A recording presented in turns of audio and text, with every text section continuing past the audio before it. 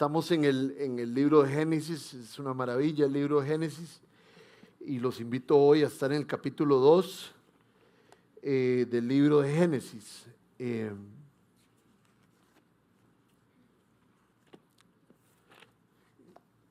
maravilla es estar en el libro de Génesis, lo rápido que llega uno, ¿verdad? Ya me pasó lo que me dijeron, como que cuando veía para el largo no se veía muy bien, y para cuando... el nombre del sermón del día de hoy, para el que quiera estar ubicado o toma apuntes, es no es bueno que el hombre esté solo. Vamos a leer el pasaje y después vamos a orar, sabiendo que lo que leemos es la palabra de Dios. Capítulo 2 del libro de Génesis. Así quedaron terminados los cielos y la tierra y todo lo que hay en ellos. Al llegar el séptimo día, Dios descansó porque había terminado toda la obra que había emprendido. Dios bendijo el séptimo día y lo santificó porque en ese día descansó de toda su obra creadora. Eso fue compartido el fin de semana pasado. Versículo 4, esta es la historia de la creación de los cielos y la tierra. Dios el Señor hizo la tierra y los cielos. No había ningún arbusto del campo sobre la tierra, ni había brotado la hierba, porque Dios el Señor todavía no había hecho llover sobre la tierra, ni existía el hombre para que la cultivara. No obstante, de la tierra salía un manantial que regaba toda la superficie del suelo, y Dios el Señor formó al ser humano del polvo del suelo. Entonces sopló en su nariz aliento de vida y el hombre se convirtió en un ser viviente. Dios el Señor plantó un jardín al oriente del Edén y allí puso al hombre que había formado. Dios el Señor hizo que creciera toda la clase de árboles atractivos a la vista y buenos para comer. En medio del jardín hizo crecer el árbol de la vida y también el árbol del conocimiento del bien y del mal. Del Edén nacía un río que regaba el jardín y desde allí se dividía en 4 ríos menores. El primero se llamaba Pisón y recorría toda la región de Havilá, donde había oro. El oro de esa región era fino, también había allí resina muy buena y piedra de onice. El segundo se llamaba Gijón, que recorría toda la región de Cus. El tercero se llamaba Tigris, que es un poco más cercano a lo que conocemos, que corría al este de Asiria, y el cuarto era el río Éufrates. Dios el Señor tomó al hombre y lo puso en el jardín del Edén para que lo cultivara y para que lo cuidara. Dios el Señor le ordenó al hombre: puedes comer de todos los árboles del jardín, pero del árbol del conocimiento del bien y del mal no deberás comer. El día que de él comas, sin duda morirás. Luego Dios el Señor dijo: no es bueno que el hombre esté solo, voy a hacerle una ayuda adecuada. Entonces Dios el Señor formó de la tierra toda ave del cielo y todo animal del campo. Se los llevó al hombre para ver qué nombre les pondría. El hombre puso nombre a todos los seres vivos y con ese nombre se les conoce. Así el hombre fue poniéndoles nombre a todos los animales domésticos, a todas las aves del cielo y a todos los animales del campo. Sin embargo, no se encontró entre ellos la ayuda adecuada para el hombre. Entonces Dios, el Señor, hizo que el hombre cayera en un sueño profundo, y mientras éste dormía, le sacó una costilla y cerró la herida. De la costilla que le había quitado al hombre, Dios el Señor hizo una mujer y se la presentó al hombre, el cual exclamó, feliz de la vida: esta sí es hueso de mis huesos y carne de mi sangre, carne de mi carne. Se llamará mujer porque del hombre fue sacada. Por eso dejará el hombre a su padre y a su madre, dejará la mujer también a su padre y a su madre, y se unirá a su mujer o a su esposo, y los dos llegarán a ser uno solo. En ese tiempo el hombre y la mujer estaban desnudos, pero no había vergüenza, no se avergonzaban. Esa es la palabra de Dios. Vamos a orar. Padre, estamos claros que este libro que nos orienta para todo lo que viene es un libro lleno de riquezas, verso por verso. Y queremos pedirte que nos ayudes a entenderlo de la manera en que lo estamos enseñando, tratando de sacar los párrafos, sacar los versículos, las imágenes más importantes, para que todos entendamos las ideas, las situaciones, los actos que sucedieron al principio, Señor. Te pido que hoy nos ayudes a estar atentos, que nos ayudes a estar humildes, porque ciertamente hay mucho que aprender el día de hoy, Señor. Ayúdame a mí, ayúdanos a todos, porque el sermón no es bueno solo si el predicador es bueno. El Señor es bueno cuando los que lo escuchamos lo recibimos con honor y con agradecimiento. Te lo pedimos en el nombre de Jesús. Amén. Ok, como pueden ver, o como vimos y leímos, en el versículo 4 podemos ver que dice: esta es la historia de la creación de los cielos y la tierra. Dios el Señor hizo la tierra.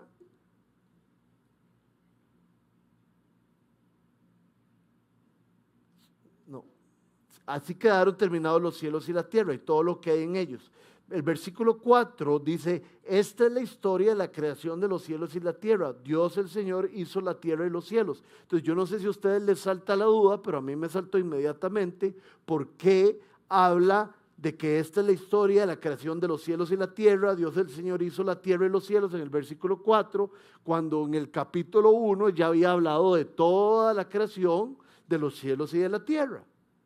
Bueno, esto es sobre todo por la manera en que los hebreos escribían sus libros y sus decretos e historias.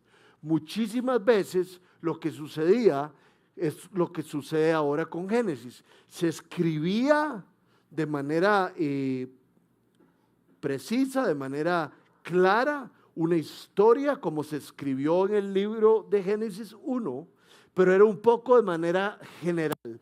Y después se iba a un poco de manera más específica.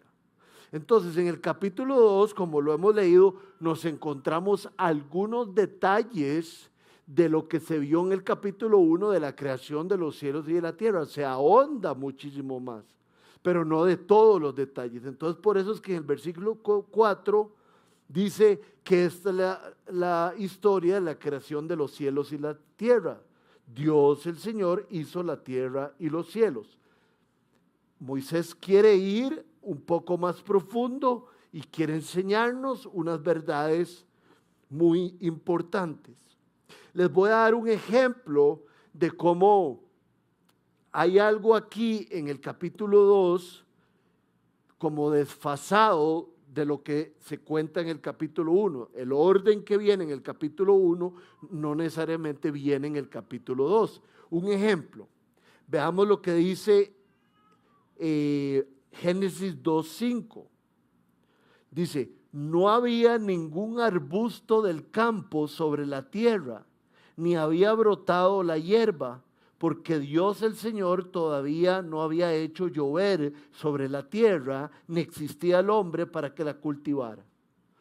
Entonces, tenemos claro que el versículo 5 está hablando de que no había brotado la hierba y todavía no había llovido sobre la tierra y por eso no había arbustos. Pero vean lo que dice Génesis 1:11. Luego Dios dijo que haya vegetación sobre la tierra. Entonces está hablando de lo que acabamos de leer, pero vean lo que hay antes. En el 9, digamos. Y Dios dijo que las aguas debajo del cielo se reúnan en un solo lugar y que aparezca lo seco, y así sucedió. Y así se ven otras cosas que suceden antes de lo que está hablando el capítulo 2, que dice en el capítulo 5, del versículo 5 del 2, que no había ningún arbusto en el campo sobre la tierra, ni había brotado la hierba. Solo lo que estoy tratando de decirles es que el capítulo 2 de Génesis no va contando lo mismo en el orden que se cuenta en el capítulo 1. Entonces, aquí vemos en el 2 que habla que no había brotado ningún arbusto, pero en el capítulo 1 se habla de un montón de cosas antes de que estuvieran los arbustos, más bien se habla de que ya existían también. Entonces, esto es solo para que aprendamos que hay algo específico en el capítulo 2 de Génesis de todo lo que salió en el capítulo 1. Si hay que llevarse algo a la casa el día de hoy, es el versículo 7. Esto es lo más importante del capítulo y dice así: y Dios el Señor formó al ser humano del polvo del suelo. Esta información no la teníamos. Entonces sopló en su nariz aliento de vida y el hombre se convirtió en un ser viviente.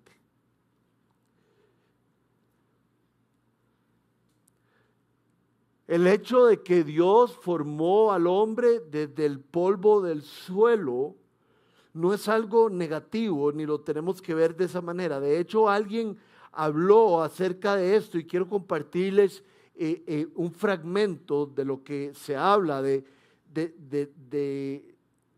lo hermoso de la creación y lo hermoso de que fuimos creados desde el suelo. Dice, el valor de un ser humano no está en sus componentes físicos que forman su cuerpo. O sea, el valor de un ser humano no estaba en que venía del polvo o que hubiera sido formado de otra cosa. El valor de un ser humano está en la calidad de vida que forma su alma, en la calidad de vida de su corazón y cómo, siguiendo los decretos de Dios con nuestro corazón, caminamos en obediencia. Y esto es algo muy importante que estaba compartiendo yo el otro día con los muchachos que andan de campamento. Y estábamos hablando de nuestra identidad.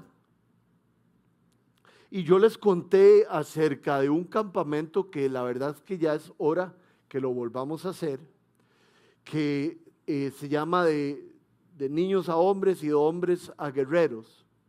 Y ese campamento tiene que ver exactamente con la identidad de los hombres. Siempre se ha hablado de que los hombres nacemos con la herida del padre. Eso lo podemos ver eventualmente en otra situación. Pero hay un ritual que hacemos, que nos colocamos todos los hombres en una fila aquí y en una fila acá, viéndonos unos a otros, y en fila un hombre pasa aquí adelante y dice: Rodrigo Fournier, hijo de Dios, amado por Dios. Y viene el otro y dice: Joaquín Richley, amado por Dios, hijo de Dios. Y todo el mundo llora y todo el mundo está unido en amor y en humildad, porque lo que estamos declarando es realmente lo que somos. Aquel que pone su fe en Cristo es una hija amada de Dios. Es un hijo amado por Dios. Y no hay ni una sola persona en este lugar que en algún momento se haya entristecido o no haya dudado de quién es, ¿verdad? Del valor de uno mismo. Muchas veces el mundo en que vivimos, que es un mundo caído, nos hace pensar tonteras y nos hace olvidar quién Dios nos ha hecho. Dios nos ha perfeccionado. Dios nos ha hecho santos. Dios nos ha sacado de las tinieblas a su luz. Pero tenemos que recordar eso, que estamos en la luz, que somos hijos amados, que somos hijas amadas. Muchas personas tal vez estemos aquí y no nos sintamos amados. Y dice aquí que fuimos creados del polvo de la tierra y entonces alguno dirá, y peor me va, porque es del polvo de la tierra. No, pero es que no se trata de eso. Se trata de lo que hay en el corazón. Aquí lo acabamos de leer, ¿verdad? El valor de un ser humano no está en sus componentes físicos, sino en la calidad de su corazón. Y aquel que ha creído en Cristo tiene un nuevo. Nos confundimos y a veces no lo vemos, no lo pensamos, pero usted delante de Dios, si tiene fe en Cristo, tiene un corazón nuevo. Usted es un hijo y una hija amada por Dios. Dios creó al ser humano con amor, como representación, el primero Adán, de todos los que vendrían. Y así como creó a Adán con todo su amor y con toda su creatividad y lo fue formando, ahorita lo vamos a ver con mucho cuidado, así hizo con nosotros, con usted y conmigo. Dice el salmista que Él nos conoce por nombre. Dice Mateo que Él conoce los cabellos de nuestra cabeza. Y si no tienen cabellos, conoce nuestra cabeza muy bien. Entonces, en el 7 dice que Dios, el Señor, es interesante porque por lo que vimos en el capítulo 1, sabemos que aquí dice Dios el Señor, pero estaba la Trinidad. Habíamos visto que eso, hagamos al ser humano, dice el capítulo 1. Pero aquí no se habla de la Trinidad, solamente se dice Dios el Señor, lo cual es poderoso porque habla de Dios y que no solo es Dios, es el Señor sobre todas las cosas. Formó al ser humano del polvo del suelo, entonces sopló en su nariz aliento de vida y el hombre se convirtió en un ser viviente. Lo que vemos aquí es que del aliento de Dios, de su llamado, de su respiro, Él crea vida. La palabra de Dios da vida. Así de poderoso es nuestro Dios. Y así lo repite muchísimas veces en la Biblia. Él utiliza sus palabras, Él utiliza el poder de su boca para traer vida. Eso es lo que hace con el ser humano. Dice que sopló vida, aliento de vida, y se formó el ser humano. Y ustedes saben, ¿verdad? Dice que la fe viene del oír la palabra de Dios. Entonces nosotros estamos muertos en nuestros pecados, sabemos eso, porque es obvio, pero también porque nos lo dice Efesios. Pero estando muertos, Dios nos dice que vivamos. Dios sopla sobre nosotros y nos da fe, porque la fe viene del oír la palabra de Dios. Todos estamos muertos, la palabra de Dios la escuchamos y Él nos da vida, justamente como lo hizo aquí. El Señor tiene tanto poder y Él utiliza su boca, su aliento, su palabra para traer vida. Lo cual no lo había pensado, pero se me acaba de venir a la mente que es importantísimo. Esto da vida, porque esto es la palabra de Dios. Si usted viene a Casa 242 por 15 años, o usted va a otra iglesia por 50, pero usted no se acerca a la palabra de Dios personalmente y la empieza a masticar poquito a poco. Por eso es que hay un taller para aprender a enseñarle la Biblia a los niños, porque hay que acercarse a ella, porque la palabra de Dios trae vida. Ahora, tuve la oportunidad de ir a un pequeño seminario en los Estados Unidos y leíamos la Biblia y un señor, un maestro buenísimo que nos fue a enseñar, leíamos la Biblia y como que en mí despertó también una hambre nueva por leerla y siento que vengo como más formado. Y el seminario fue como en los primeros días del viaje y entonces después pasaron unos días donde nos quedamos ahí como vacilando, ¿verdad? Y entonces estos días fueron un poco meneados, ¿no? ¿Verdad? Cuando uno anda de viaje se levanta y el otro se levanta y no se sabe qué hacer. Entonces hubo un par de días donde yo no pude tener mi tiempo con Dios que siempre tengo. No pude leer la Biblia en la mañana. Y yo andaba diferente. Porque la Biblia me ubica todas las mañanas. Cuando yo leo la palabra de Dios, me veo en un espejo. Y soy fortalecido.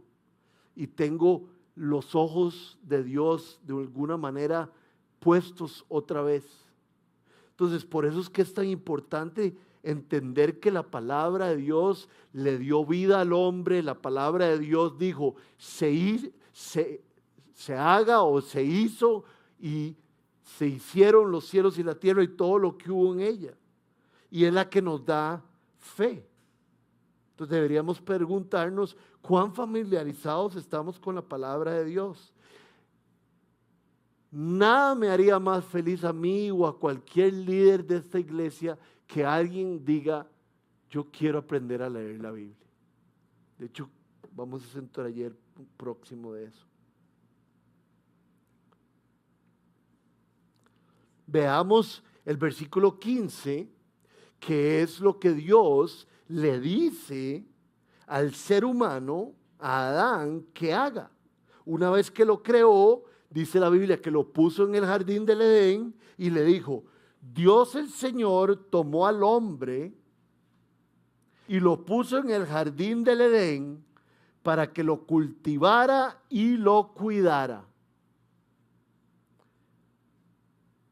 Dios tomó al hombre y lo puso en el jardín del Edén para que lo cuidara y lo cultivara.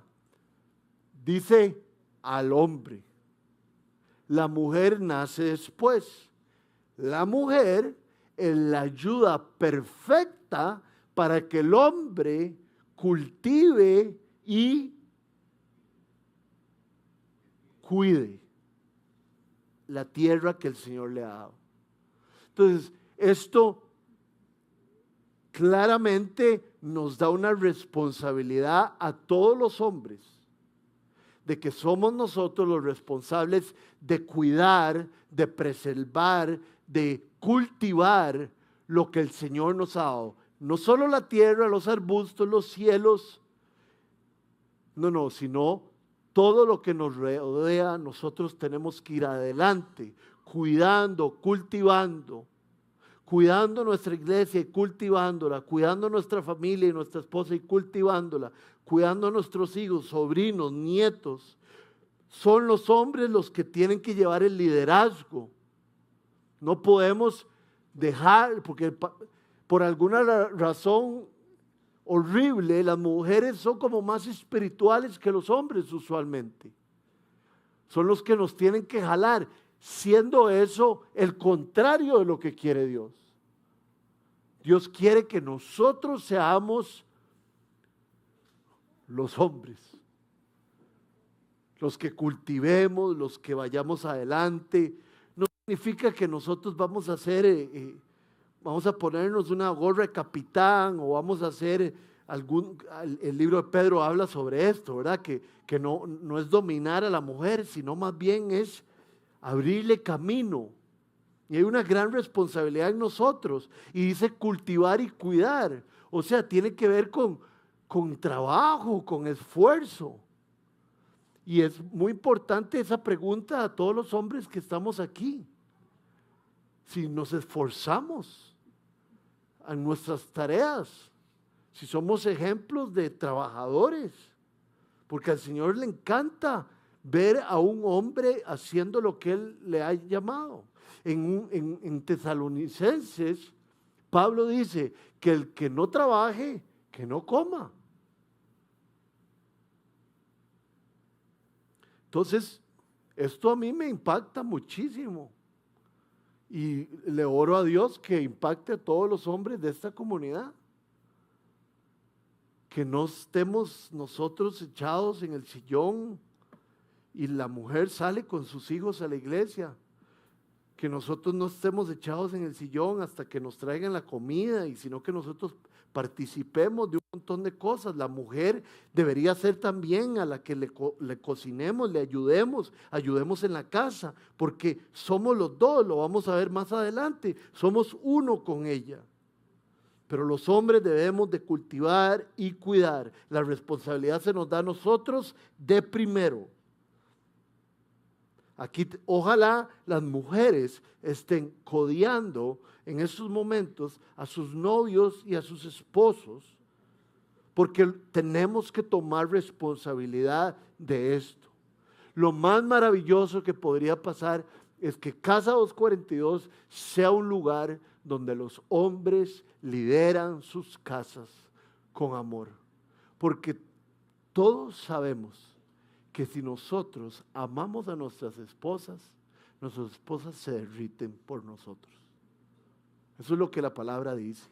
Si nosotros hacemos nuestro trabajo, ellas no van a tratar de ponerse por encima nuestro, porque les vamos a dar tanto amor y tanta gracia que ellas se van a sentir protegidas y no van a querer tomar el lugar y el rol que a nosotros nos pertenece. Entonces, en el versículo 16, después de esto, Dios le dice al hombre lo que tiene que hacer y lo que no tiene que hacer después de cultivar y preservar. Dice el 16, Dios el Señor le ordenó al hombre: puedes comer de todos los árboles. Esto es importantísimo. Puedes comer de todos los árboles del jardín, pero de un árbol, de todos,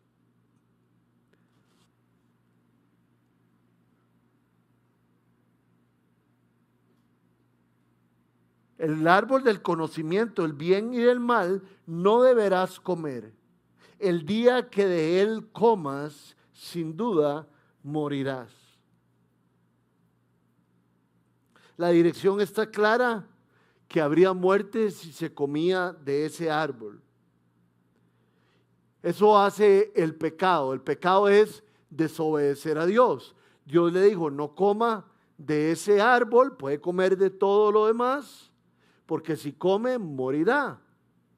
Y efectivamente esto hizo el hombre, comió y fue expuesto. Por eso es que cuando comió Adán y se vieron desnudos, se vieron frágiles y Dios tuvo la misericordia de taparlos con hojas, pero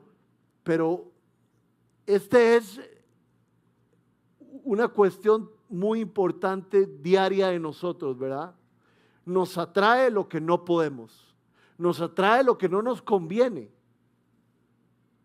¿verdad? Ahora que les digo que andaba en ese seminario, en Estados Unidos, mientras más grande, mejor. Y yo me cuido comiendo, a veces sí me como algo bien grande, pero mis amigos se comían una hamburguesa de este tamaño todas las cenas y todos los almuerzos. Digamos, como Javier lo dijo, yo no entiendo lo que puede pasar en uno cuando uno come una hamburguesa y un batido de chocolate, ¿verdad? Lo que no es bueno, eso es lo que nos atrae muchísimo y es por nuestro pecado y el pecado en donde vivimos. Y Dios dijo, habrá consecuencias y el hombre lo hizo. ¿Y saben por qué?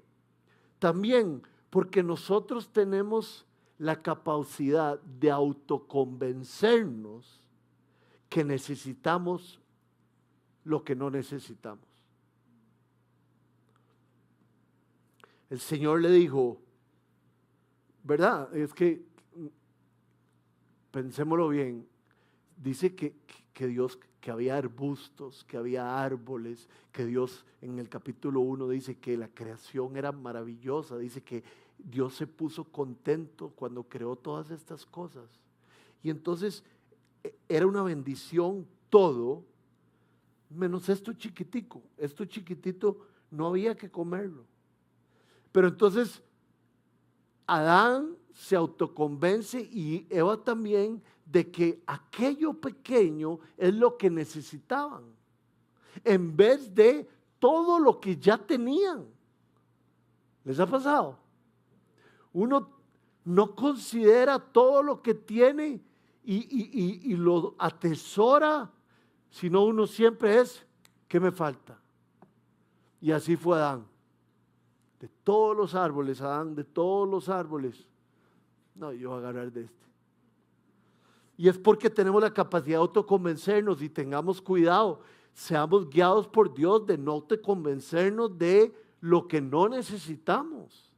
Y aquí podemos como llevarlo hacia nuestra vida diaria. Ahora en este paseo, a mí me gusta correr y yo tengo unos tenis de correr que me compré hace poco. Y un amigo llegaba, yo lo estaba acompañando, él me pedía consejo de qué tenis se tenía que comprar para correr. Y entonces ya escogimos los de él y me empezó a traer tenis a mí. Mira, cómprate estos, mira qué lindos, están baratos. ¿Dónde los vas a encontrar tan baratos? Cómpratelos ya. Y yo después de 5 o 10 minutos, amigo mío diciéndome que me comprara los zapatos, yo necesitaba unos zapatos para correr. Y entré en mí, no se dice así, ¿verdad? Y entendí, le dije, Alex, ya, yo tengo zapatos para correr, cómprese usted los que usted quiera. Porque yo me llegué casi a autoconvencerme que necesitaba zapatos. Y así son nuestras vidas. No veamos el árbol que no es permitido y que Dios nos dice, no te hará bien. No te hará bien lo que es del prójimo o lo que no tienes. Te hará bien lo que te he dado. Porque de hecho tenemos lo que Él quiere que tengamos.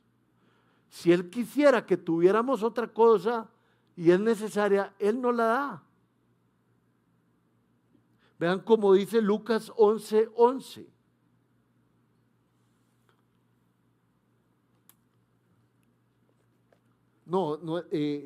Sí, Lucas 11:11, lo tenemos ahí.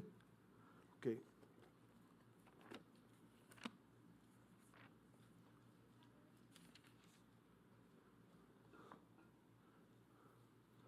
Hablando de lo que el Padre quiere darnos, ¿verdad? No de lo que nosotros queremos e ignoramos de todo lo que Él nos ha dado. El Padre quiere darnos las mejores cosas.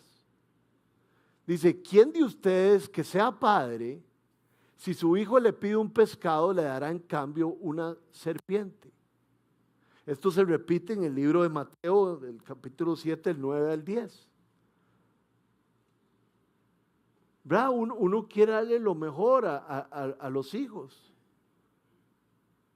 Yo le compré ahora a mi hija unos tenis chivísimas, es que no sé si todo el mundo me va a entender, pero como los que usaba Michael Jordan. Algunos, si no conocen a Michael Jordan, no sé dónde han estado. El mejor jugador de básquetbol del mundo, lo patrocinaba la Nike y hay unos estilos que se llaman los tenis de Michael Jordan. Son bien caros, pero los encontré en baratillo. Entonces se los compré a mi hija, son rosados y todo, mi hija es negra, entonces se ve guapísima con esos colores. Me dijo que quería jugar básquet con ella, entonces yo le dije que por supuesto vaya a jugar básquet con ella, porque a mí me encanta que ella tenga esa cultura que ella tiene. Ella nació en África y ya se me olvidó por qué les estoy contando esto. Les estoy contando esto porque yo quería darle lo mejor a mi hija y ustedes lo saben, es chivísima. Es un gozo darle algo bonito a nuestros hijos. Queremos que estén bien. Y entonces eso es lo que dice Lucas. Nuestro Padre no nos dará algo que nos haga mal.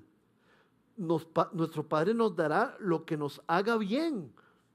Pero así como Adán y Eva no lo creyeron, muchas veces nosotros no lo creemos. Muchas veces creemos que no tenemos lo que necesitamos y entonces ponemos nuestra mirada en lo que no tenemos. Muchas veces es por envidia. Estamos bien, tenemos lo que necesitamos, pero resulta que el de adelante tiene unos Michael Jordan. Y entonces uno se los ve y uno dice, yo creo que a mí me hacen falta unos Michael Jordan. Y se lo empieza a creer. Y a veces es por autoconvencernos, pero sobre todo también por envidia. Cuando yo era joven, más joven, con los anteojos ya cayeron en los 40. Me cayeron tarde porque dicen que caen en los 40, pero me cayeron en los 43. Cuando yo era joven, mi papá me compró un carro negro, muy bonito, un pick-up. Pero mi pick-up, el que me compró papi, era bajito. Y los de algunos amigos eran altos. Entonces imagínense, yo quería uno alto, ya no quería el carro muy bonito que mi papá me había dado. Eso es el ser humano y eso fue lo que le pasó a Adán. No puso su mirada en todas las maravillas que Dios le había dado, sino que se cegó y empezó a reclamar y se fue y murió espiritualmente por su falta de fe, por su envidia y por no creerle a Dios. Si Dios nos dice que por aquí es el camino, hay que confiar en Él.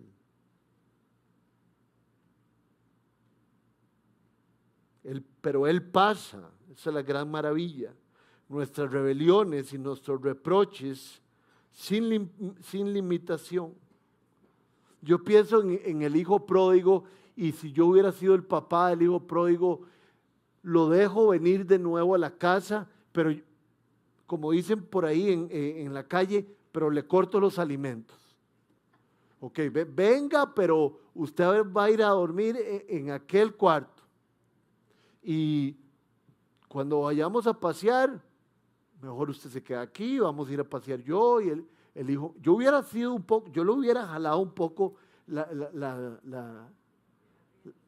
¿la qué?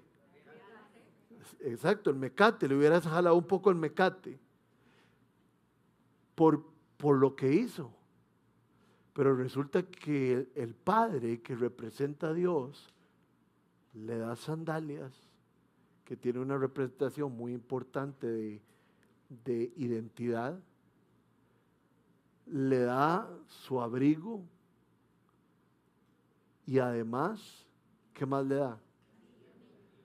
Su anillo, que en aquel momento el anillo era como tener una tarjeta de crédito, porque usted llegaba a cualquier lugar y en el anillo estaba el signo de su familia. Entonces el papá, aquel que había desperdiciado todo, Dios cubrió sus limitaciones, cubrió su rebelión, y en vez de darle lo que merecía, le dio lo que no merecía. Y así es el Padre con nosotros.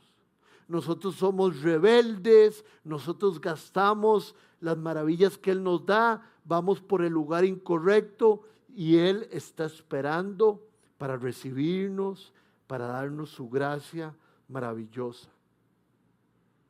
Y esto es lo que sucede aquí también. En el capítulo 3 lo vamos a ver de una manera más clara. Vean lo que dice Romanos 5, del 6 al 8. A la verdad, como éramos incapaces de salvarnos, porque estábamos llenos de pecado, en el tiempo señalado, o sea, Dios ya lo había establecido, Cristo murió por los malvados. Y cuando lean malvados, no se imaginen en una película de superhéroes al malvado. No, nosotros somos malvados. Si usted analiza sus pensamientos y algunos de sus actos, somos malos. Difícilmente habrá quien muera por un justo, aunque tal vez haya quien se atreva a morir por una persona buena. Pero Dios demuestra su amor por nosotros en esto, en que cuando todavía éramos pecadores, Cristo murió por nosotros. Ese es el Dios que nosotros tenemos.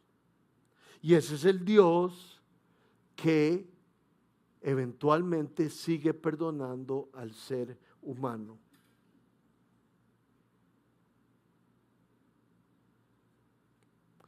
Vamos al versículo 18. Versículo 18 dice así: luego Dios, el Señor, después de que había pasado todo esto, dijo: no es bueno que el hombre esté solo, voy a hacerle una ayuda adecuada.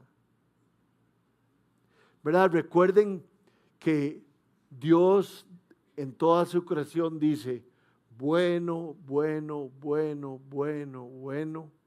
Y aquí dice: no es bueno. Es interesante, ¿verdad?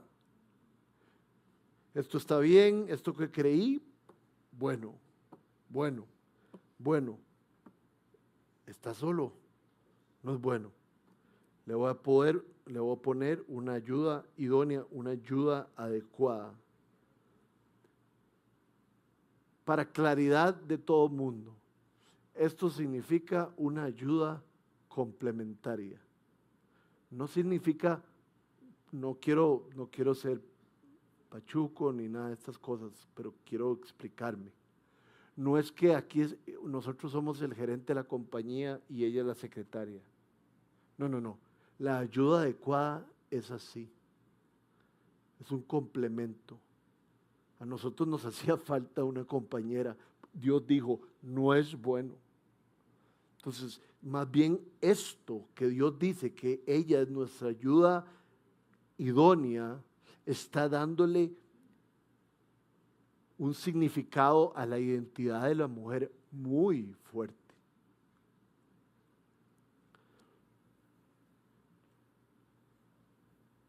Dice en el hebreo es Eser Kenegdo. Eser Kenegdo significa que es una aliada fuerte. También de esa manera se puede traducir. Dios le hizo una aliada fuerte al hombre. Adán estaba incompleto y ahora se le da una ayuda necesaria. Evidentemente la mujer no está por debajo del hombre. La idea es que la mujer encaja perfectamente con su compañero, con su contraparte. Dios ama a los dos de la misma manera. Pero sí vimos que es el hombre el que tiene que liderar, es el hombre el que está llamado a primero cultivar y cuidar. Y entonces llega la mujer para ayudarnos a nosotros a hacer eso. Es la ayuda perfecta y adecuada para hacerlo. Y aquí, cuando se une el hombre y la mujer, eventualmente cuando se hacen uno, se formarán y crecerán hijos. Entonces, cuando estamos viendo aquí que el hombre estaba solo, pero Dios le hizo una mujer, una ayuda idónea, eventualmente esta fue la institución de la familia. La primera institución que se ha hecho es la institución de la familia. Y lo que el diablo quiere de primerito es destruir la familia. La institución de Dios de primero es lo que Él quiere destruir y lo está haciendo por un montón de lugares. Está convirtiendo los roles de mujer y de hombre y entonces ya no se pueden hacer familias en ciertos lugares porque son personas del mismo sexo. Pero la palabra de Dios dice que la familia está puesta en alto y la familia se reproduce, es hecha, los componentes son un hombre y una mujer en unión y de ahí se forman los hijos. Y esto es algo que se está perdiendo, es algo en lo que debemos de luchar por la familia, por nuestras familias.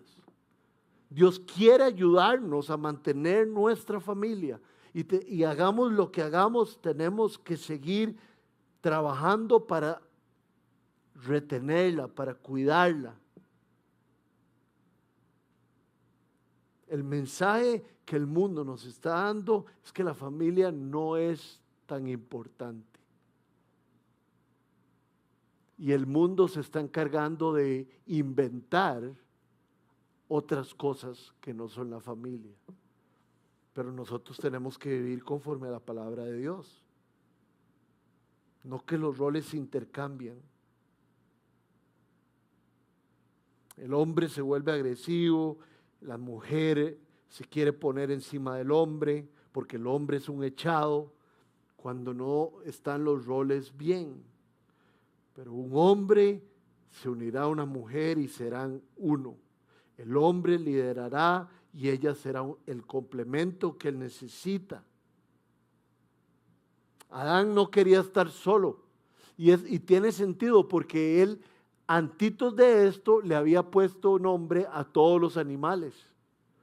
Entonces yo me imagino que poniéndole nombre a todos los animales, él dijo, ok, las cebras van aquí juntas, los elefantes van aquí juntos, las hienas van aquí juntos y yo estoy solo. Y entonces el hombre, Dios dijo, no es bueno que él esté solo. Ahora, hay algo muy importante que decir aquí, que lo voy a decir muy brevemente, pero es muy importante. Y lo dice Pablo, no todo el mundo ha sido llamado a estar casado. Hay personas que están solteras o hay personas que son solteros y Dios los ha llamado a esa vocación. De hecho, el apóstol Pablo dice que es dichoso inclusive el que está soltero porque de alguna otra manera puede servir a Dios de manera más efusiva, de manera más libre. Porque cuando uno tiene una mujer o un hombre, uno tiene que estar pendiente de su pareja. Pero literalmente Pablo lo que dice es que él está, no dice agradecido, pero que él se siente bien de estar soltero porque de esa manera puede estar totalmente metido en el ministerio que Dios le ha dado. Entonces, aquellas personas que son solteras o solteros no son de segunda porque no están casados. No, más bien es una vocación. De hecho, dicen en la Biblia un carisma en el griego. Y carisma significa don, significa regalo. Así es el regalo que Dios le da a ciertas personas que son solteros o solteras. Dios trabajará en sus corazones y les mostrará todo lo que pueden hacer.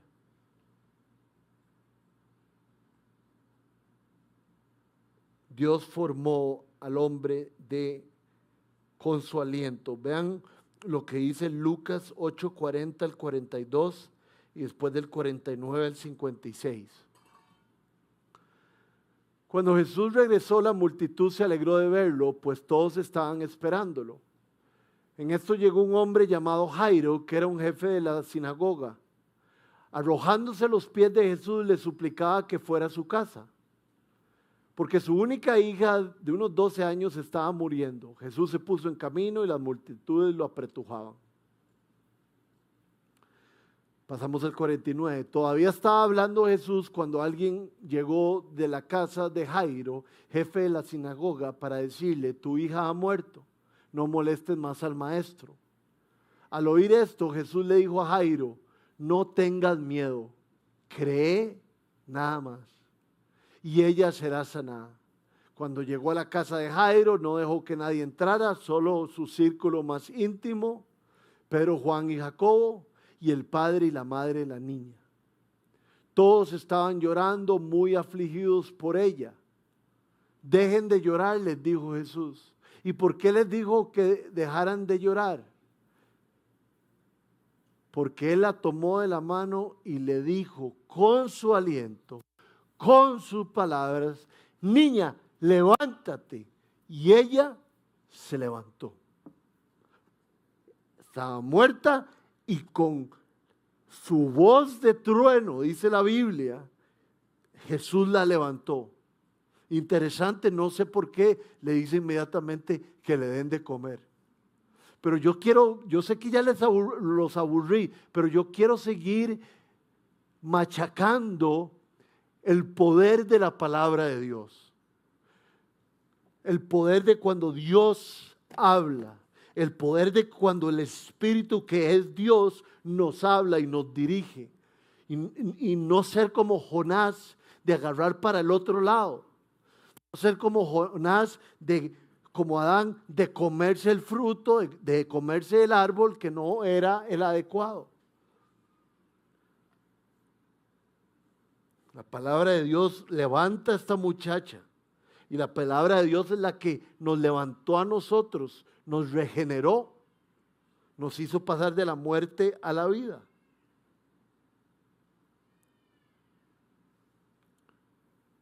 Y el versículo 21 y el versículo 22 nos cuenta un poquito más. Dice: entonces Dios, el Señor, hizo que el hombre cayera en un sueño profundo, y mientras éste dormía, le sacó una costilla y cerró la herida.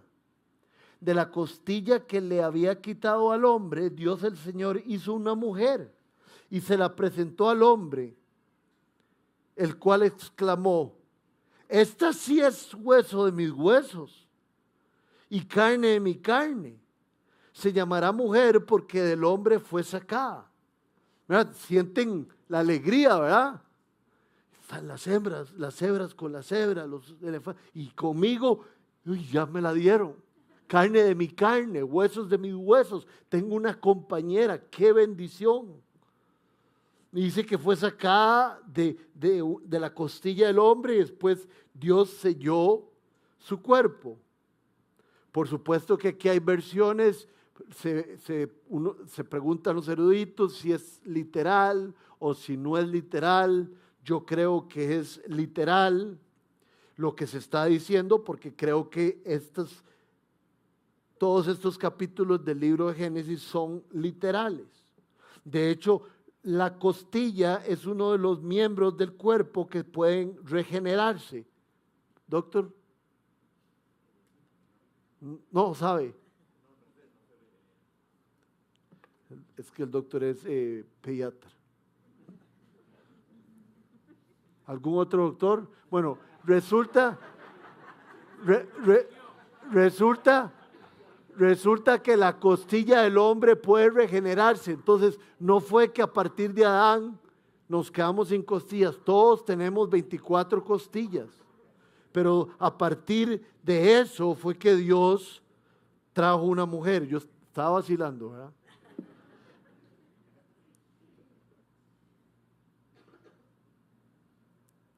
Y entonces del hombre hizo a la mujer. De hecho, el hombre le pone su nombre. Vean lo que dice el versículo 24. Por eso dejará el hombre a su padre y a su madre. Estamos terminando. Y se unirá a su mujer. Y los dos llegarán a ser uno solo. Cuando dice unirá, lleva un sentido de una unidad indisoluble. Tiene el sentido de que el hombre se unirá a su mujer en un pacto. El pacto más importante de todos. Bueno, después vendrá el pacto con Abraham y que de él saldrá toda la descendencia hasta llegar al Mesías. Pero aquí se está dando un pacto. El hombre se unirá a una mujer. El hombre se hará uno con una mujer y este es el pacto más importante y es un pacto indisoluble. Una vez que el hombre se une a una mujer, nadie los debería separar, son uno solo. Es una intimidad al máximo. Por eso dice que estaban desnudos, pero no tenían pena, porque en ese momento no habían pecado. Cuando un hombre se une a una mujer es algo íntimo, es algo increíble. Hay una intimidad de corazón y de unidad. Y por eso es que gracias a Dios, esto es una maravilla, en nuestra iglesia se habla de la inmoralidad sexual, tanto de hombres y de mujeres, de manera libre, sin esconderlo, porque todos luchamos con cosas de esos tipos. ¿Por qué? Porque sin Dios, algunos de nosotros nos uníamos a personas de las cuales no estábamos convencidos y no queríamos ser uno. Entonces nos uníamos a una persona y la dejábamos y nos uníamos a otra y la dejábamos. Entonces nuestro cuerpo, nuestra identidad, todo lo que somos lo andábamos dejando tirado por todo lado. El diseño de Dios es una mujer por primera vez con un hombre, por primera vez unidos en matrimonio. Si nosotros fuimos torteros antes, podemos pedirle perdón a Jesucristo y pedirle que nos restaure y que podamos tener una esposa a la cual sí le entreguemos todo lo de nosotros.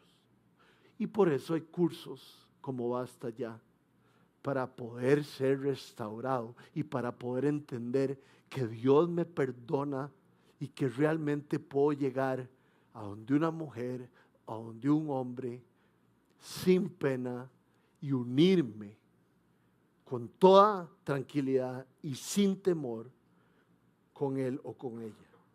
Esto es algo de hablar con nuestros hijos desde muy temprano.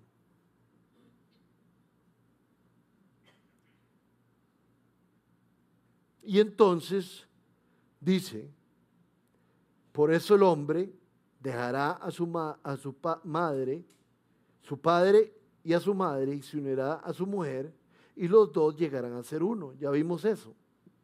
Pero para terminar, viene un tema un poco conflictivo, interesante. Dice que la mujer y el hombre dejarán a padre y madre. Yo no sé sí sé. En el mundo latino cuesta dejar a padre y madre.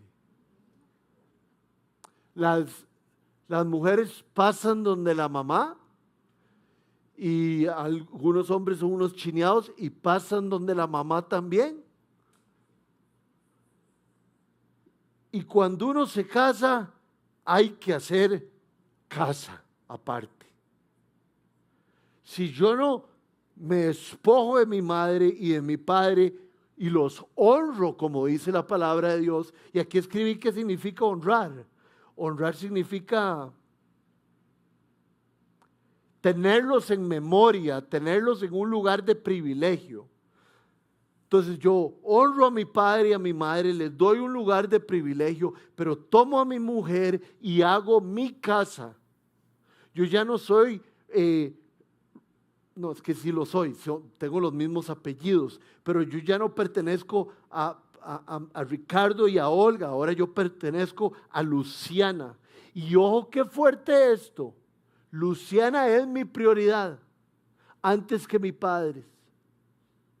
Y algunos de nosotros nos comportamos como si nuestra madre fuera la prioridad o nuestro padre es la prioridad. Usted está encargado de primero de su familia. Y con su familia puede servir a sus padres. Pero hay algunos que no salimos de ahí. Y hay muchos problemas.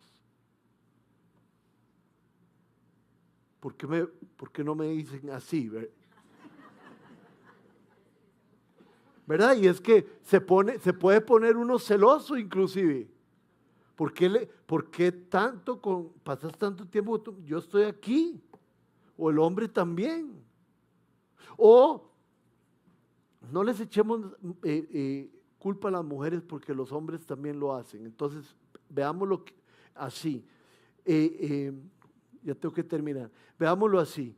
Llega fin de año, se hacen planes bonitos para ir a una montaña, a la cabina, una montaña con cabina, va toda la familia. Mira, Luciana, ya invité a mami y vamos a ir todos con mami a la cabina. Y ustedes creen que Luciana me va a decir, excelente, toda la familia y tu mamá. No estoy diciendo que Luciana no se lleva bien con mi mamá. Pero, y estará bien que la mamá o el papá de uno vaya con uno a algún lugar y los honremos de esas maneras, pero no puede ser siempre. O no cometan el error que yo cometo, que hago y después pido permiso. Si no, pida permiso y después invítela. Pero eso es lo que está diciendo el texto. Y yo no sé si a ustedes les pasa, pero ahí es donde uno dice, Mike, perdón. Ahí es donde uno dice, ¿qué es esta palabra? Es que por favor, maravíllense conmigo de todo lo que habla la Biblia. Nos está dando consejería en estos momentos. El hombre se unirá a su mujer, dejará su casa y hará una nueva. Y él será el encargado de ir adelante liderando y ella vendrá también liderando con él en perfecta armonía. Y él hará camino y ella será su ayuda idónea. ¿Y saben qué es lo más bonito? Termino con esto. El hombre se une a la mujer, pero ellos están unidos en Cristo. Hombre, mujer, descansan sobre Jesús. Si el hombre y la mujer se unen y ponen su vida delante de Cristo, podrán descansar y su unión será un pacto permanente.